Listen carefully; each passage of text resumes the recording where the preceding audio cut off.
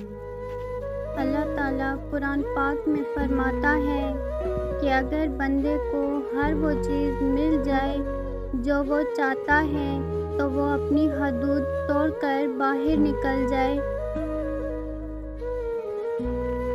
اتنی جلدی دنیا کی کوئی چیز نہیں بدلتی جتنی جلدی انسان کی نیت اور نظریں بدل جاتی ہیں۔ اللہ امید نہیں یقین ہے۔ زندگی کی الجھنیں شرارتوں کو ختم کر دیتی ہیں اور انسان سمجھتا ہے کہ وہ سمجھدار ہو گیا ہے۔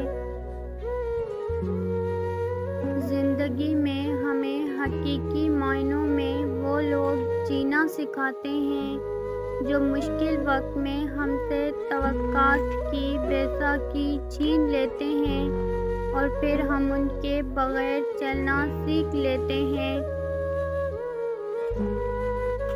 دنیا بہت عجیب ہے، جب تک چلنا نہیں سیکھا ہوتا تو کوئی گرنے نہیں دیتا، اور جب چلنا سیکھ لیا جائے تو قدم قدم پر لوگ گرانا چاہتے ہیں۔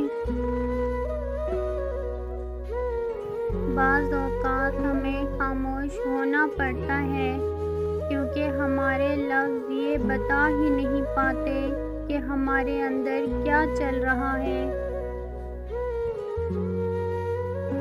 بعض رشتے ہماری برداشت کی وجہ سے قائم ہوتے ہیں اور ایسے رشتے اس وقت تک قائم رہتے ہیں جب تک ہمارے اندر برداشت کی طاقت موجود رہتی ہے۔